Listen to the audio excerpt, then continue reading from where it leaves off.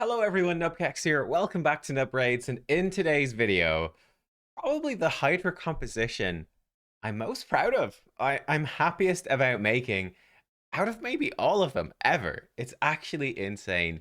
Yesterday or the day before, I can't remember now, lost track of time. It's all a blur. Life's just a blur. Uh, when I did my video on hard and brutal Hydra for this, the second ever Hydra Clash, I was really excited to have increased those keys by around about 50 million each. I thought that was absolutely insane. And of course, that there would never be a possibility of getting that same type of increase going into Nightmare Hydra. Thought that just wasn't possible, right? I did about 100 million in week one on Brutal and on Nightmare. And this week, I pushed my Brutal key from 100 million up to about 150 million. I said, okay, Nightmare's hardly going to go as high as that, but maybe if we could hit 120 million, I'd be pretty happy. Well, let me tell you, I'll spoil it in advance. This key, we actually did about 180 million damage, which is just insane. You can see a little bit of what's going on here. If I jump into the game, excuse me, we'll jump over here, and I want to show it off because I'm just proud of this one. We came in 182 million damage, which is insane. Like, we actually beat some teams with a Crizia, which is nuts. There's another team. We beat some Crizia teams with this one, which is just mad. It is just mad. As you'll see going through this, this is not a properly full auto composition, not at all. We have to be a little bit considerate with Gnut, and it is Gnut who really is the one that unlocks this and makes this possible. A champion that, I will be honest, I actually somewhat underestimated in Hydra. What makes him so good? How is he doing so much damage? In fact, give me a spoiler of what happens here at the end. In terms of the damage, Michinaki at 62 million, Gnut at almost 60 million, and then Royal Guard with 44 million. So what is going on? Part of what's going on. Well, let me break it down. So I did a little bit of quick maths here to show you exactly why Gnut is actually so strong. And this is in particular when we combine him with somebody with Hex. That Hex in this case is being provided by Michinaki, but you could provide Hex with just somebody in a cursed set or anyone else with Hex, Mithrala perhaps. So roughly speaking, this is what I was working out. So this part right here is the Royal Guard AoE slam, his AoE, max HP nuke. I just took it from the first round where we did not have Weaken out there, and this was the damage that he did to each of these heads. So Suffering does have the most max HP, but he also is very, very tanky, so if stuff doesn't proc correctly, if you don't have Weaken out there, it's actually quite difficult to max out the max HP damage there. Needless to say, we did a total of 123. So it's yeah, 1,231,000 damage. These are all in thousands, I should say. That gets increased by 6%, right? Because these are AoE hits. The AoE splash is 2% to each head. There's 3 heads, so you get an extra 6% damage. Gives us a total of about 1,304. This is napkin mats. Now with Gnut, Gnut has actually really strong multipliers, really strong on his single target max HP nuke. We'll see it here in a second. This means he's actually able to cap out that damage against the Head of Suffering. He can hit it for maximum max HP with every single hit. That adds up very quickly to some pretty crazy stuff. So against Suffering, he can actually hit it for about 500 million, 500,000, half a million each 3 times, which can give him actually more damage than Royal Guard, hitting 4 targets, because he hits it so hard and it has so much max HP that he can max out that damage. Then, because it's single target, it duplicates 10% the damage, not 2%, to each other head for 30% extra damage. So he can potentially hit for significantly more than Royal Guard. If we skip back a bit, watch this here at the start, you'll see it right at the start. So if we come in, okay, and this is why it's so strong. So we land decreased defense on everything. We have Hex on almost all. We're missing Hex on one head, so that will limit the damage a little bit. It just got resisted, just a bit unlucky. But here comes Royal Guard. We're at 200,000. So he comes in and he slams. We did actually quite accurate with my maths. Roughly about, again, Yeah, about that much. Again, this is supposed to be like so. So it's supposed to be that much. There we are, to make it a bit more clear. About 1,300,000, which is about what we did. So very close to that. Newt comes in, and bam, bam, bam.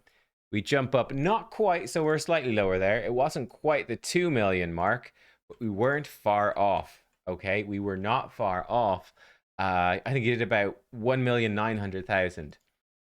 So it gives you like an approximate idea of what is going on. Means that he's insanely strong. The damage this champ brings to the table is nuts. On top of that, he's also bringing an AoE weaken, which will up our damage even further if we don't have that in the team. What do we do to make use of this in the run? So you can see I did have to manual a decent bit. So I did play around the fears a little bit, just to try get sort of some stuff out a little bit extra. That's not too important. But the more important thing, we'll see it maybe now we come to Gnut. Yeah, here we go. Coming to Gnut. Watch this. What are we going to do? We're going for Head of Suffering. Like that 514,000 damage per hit. This is one of the things, another thing that is crazy and so important. Whereas usually I tend to try to target decapitated heads because they take bonus damage, right? Here's the thing. Gnut is already strong enough, without even that much crit damage, to cap out his max HP damage. He's already hitting the cap. So the damage bonus against the decapitated heads isn't doing him any benefits. It doesn't matter. Look, that head's decapitated. He's still hitting it for 514,000. It will not go up. What this means is if we hit a living head with him instead, so we take control, we force him to hit a head that is alive, he can actually still do the same amount of damage, but help you towards actually getting those heads killed off. So that's actually really quite cool. It's quite a contrast between, let's say, Turvold. I ran Turvold in my hard team, actually. It was Turvold is my hard team. Massive single target damage that really scales well with Hex, much the same as Gnut. However, with Turvold, because he's not max HP, he still hits. Turvold actually will hit much harder against a head that is decapitated, so that's what we're going for. You can see the only sort of exception here, I would always be going for Head of Suffering whenever it was up, because it does the most damage. The other heads will take less, maybe about 350,000 for most of them, maybe about 250,000 for Mischief, something like that. That makes a big difference, right? If we have to target Mischief and we do 250,000 per hit, it's doing half the damage that we're doing when we target Suffering. So always trying to target Suffering where possible, or heads that are positive affinity, to make the most out of it and get the most bang for our buck. And like this really keeps up, it keeps going. I ditched Inquisitor Shamael this time, switching up the team, and we're just using Sifi to try get past the fears. So there's certainly an element of randomness to it, whether Sifi can get through. But yeah, we've got the 2 max HP nukers. They are powering up that Hex with Michinaki to give us extra damage. Michinaki is pumping out damage himself constantly as well. We've got S tier supports with Sifi, Krisk, and with Ugo. So yeah, there's definitely some problems with the team. Like fears can mess you up a bit. It can happen. But damn, I didn't expect it to go so well. I honestly didn't. We're out just blasting through. And it's probably the first time I've ever seen the turn limit count come up for Nightmare Hydra, which is kind of insane. And the boss turn count, we've actually pushed up to 250 turns. I think this is a pretty good run, honestly. Pretty damn good luck on this one. He might not have the same luck every time. I might not hit this much damage every time, but there's no question in my mind that this combination, Gnut with max HP, sorry, Gnut with Hex, plus then a good Mischief tank, so he can actually put out his weekend, he can put out his things. That is the way to go, and that's what's going to get you the most damage out. So yeah, this was the end. Start falling apart at this point. Got a couple of last blessed bashes out, not too much, but a little bit, trying to squeeze every little bit out possible. Almost 284 turns on the boss. It took 52 minutes. Bit of manual play, bit of play on auto, and yeah, it makes a massive difference. Like considering I did 100 million last week for the sake of, you know, a bit of time sitting down and doing a little bit of taking manual control. Wow, does it make a huge impact. It is just really, really strong. Let me show you these champions and yeah, how I built them up. What did we do? So let's go in order, actually, the champs. So Michinaki, Krisk, and Sifi. So Michinaki, I think since the last time, I actually got him with a blessing. So he has Brimstone now, which is nice. He is in a provoke set. him alongside Krisk. This is going to make it pretty darn consistent to lock down the Head of Decay. You will sometimes get a cleanse, but you're going to prevent most of them. And it just works really well. One thing you can definitely do is you can just start targeting Head of Decay, and it will pull him in. So long as Head of Decay has a Hex, it will pull Michinaki in with an ally attack, and each one of those ally attacks can do provoke set, has a 30% chance to provoke. So he's really strong for this. We had him in the lead for the defense in all battles aura. These masteries, and we have him going in with very high speed. This was something I did to change. I cranked his speed up quite a bit. It was quite a big sort of gear investment and glyph investment, but I think it was worth it to have him be faster than the max HP nukers and have Hex kicking in from the start of turn 1. And again, just more speed is just better. So high speed, enough accuracy for Nightmare Hydra. I should also note for actual Hydra, these are the bonuses. So we've got a big chunk of extra speed and a big chunk of extra accuracy coming in for folks there, which also helps a lot, right? So that's something to note. But yeah, that is what we're doing with him. Krisk, he is coming in. He does have a lightning cage. Krisk, I'm not a massive fan of it, to be honest. It's okay. I think it helps the mischief tank a little bit, but it doesn't make that big of a difference, I don't think. So you could probably put him with Brimstone if you don't have anyone else with Brimstone, and it won't make that big of a deal. But Krisk, he's coming in. Blood Shield accessory does make him more consistent. He is coming in with these stats. So he is the slowest member of the team now. 246 speed. He is the slowest. We've cranked everyone else up. And he's actually overkill on resist and accuracy. I haven't re-geared him. I've left him as he is. I'm fine with it for now, to be honest. And he's got these masteries. And then was it Sifi was next? I think Sifi, yeah. So Sifi was next. And then we'll look at the others. So Sifi, she is here. I haven't re-geared her. She is still the same. She is in 6 pieces of protection. Obviously 9 pieces would be better. Or maybe Reflex set would even be better, getting a shorter cooldown on Whirlwind Romance, because it's a bit of a long cooldown. But yeah, she is just great. The passive really works well. Curing set could be okay too if you're struggling with survivability, because she keeps pumping out the heals. Curing set will help remove the destroyed max HP.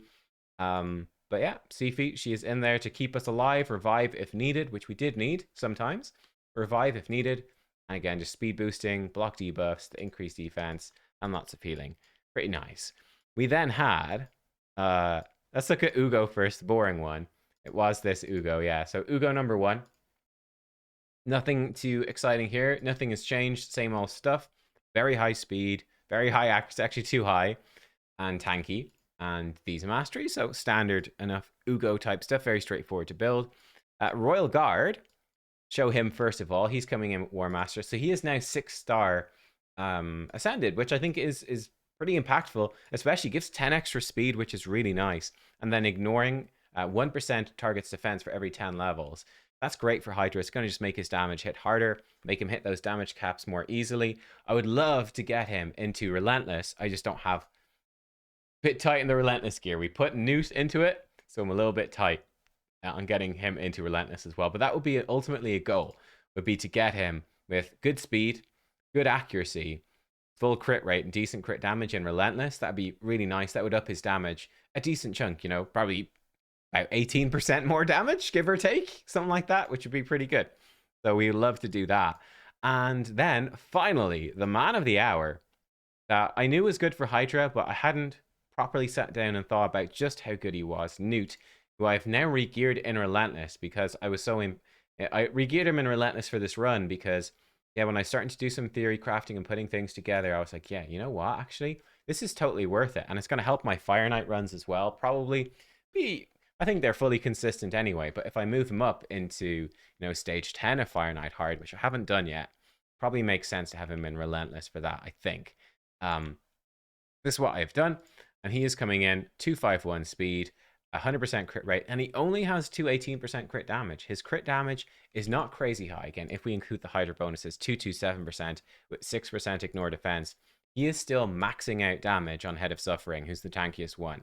So his multipliers are really solid. You don't need much for him to absolutely rip through, which is great. He has Brimstone as well, just because he give him maybe Phantom Touch for Fire Knight, but that's not going to do much damage, right? Because he's got no attack. And his masteries are this Giant Slayer for that extra max HP. He's doing triple hits so often, and that's it. Bada bing, bada boom, as they say. So yeah, I am absolutely delighted. One of the fun things about that, if we go into Hydra Clash, we put all of the keys together now our clan. We're currently second place. We're putting up a much better fight this time around. I would love to say that it's because of me, but no, I think it's actually because of Tainted Halo, who has done about half of the team, half of the clans damage so far. Nearly all of that coming from Corpulent Cadaver on Nightmare. Enjoy it before it's nerfed. Oh, man.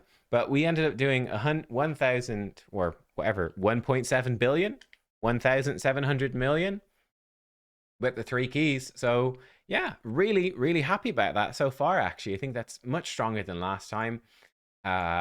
Pretty cool. And believe it or not, this Nightmare key was actually so good with this damage and the multiplier. We got enough points with this one key to get the maximum reward. So hopefully we finish in the top 3. I can get one of these max reward chests. That'd be pretty cool. But that one key was enough for that to happen, which is pretty awesome. So, and it also pushed Nightmare into being my best key for this rotation. Nightmare was my best, 730 million. Hard, 523. Then Brutal is the worst at 448 million. I think it's fairly simple in that, you know, when you come into Hard, you can have these more physical hitters like Turvold. I'm going to rebuild Shamael for more damage, and this is going to absolutely smash it next week. We're going to push it higher, I'm pretty sure. Nightmare, we'll see if we can repeat this next time. I'm not sure, but yeah, Brutal's just tough because you're going to use your better champs for Nightmare, I suppose, to try to get that down. Yeah, we did, what was 150 million there? Can't complain about that. 150 million, 260 million, and then 180 million right there. So yeah, let me know what you think, guys. Again, to give you an idea of the other Nightmare teams in the clan, we obviously this one, which is crazy. My double Crizzy can be doing more like 450 million. We've got one Acrizia and Grazur here, 300 million. Bango, double Acrizia for 300 million. We had Acrizia and Grazur, 280 million. Then there's a big drop off to us. But still, I think without Acrizia, getting anywhere near 200 mil is actually super, super nuts. So I'm absolutely delighted. Some other fun stuff going on here. I think it's someone I tried him out this week and didn't quite make it work, but I saw like one of my clanmates is using Razzlevarg, and he's absolutely slamming the damage. So Razzlevarg is definitely a champion I need to revisit alongside Gnut. Here's another team with Gnut, and he's absolutely crushing the damage as well. Gnut works really well with a good Mischief tank, so you can use his A2. But yeah, there you go. We've got another Gnut team. You can see Acrizia is going to do, you know, about double the damage of Gnut, more than double the damage of Acrizia is on another level, guys. Just got to understand that. But yeah, just to put it in context. But yeah, Gnut actually turns out to be insane for Hydra. Super good. So he's now in my best Hydra team. He's in Fire Knight Hard. He's in Dragon Hard. He's not an Ice Golem. No, that's Artak. He's not an Ice Golem. He's in Spider as well. So he's in 3 of my hard mode dungeons. 3 of them. Spider, Fire Knight, and Dragon. He's in all 3. He's in Nightmare Hydra. It's the best fusion of all time. Let's be real. Thank you for watching, everyone. I hope that you enjoyed. And yeah, good luck with your Hydra Clash. I'll see you all next time. Goodbye.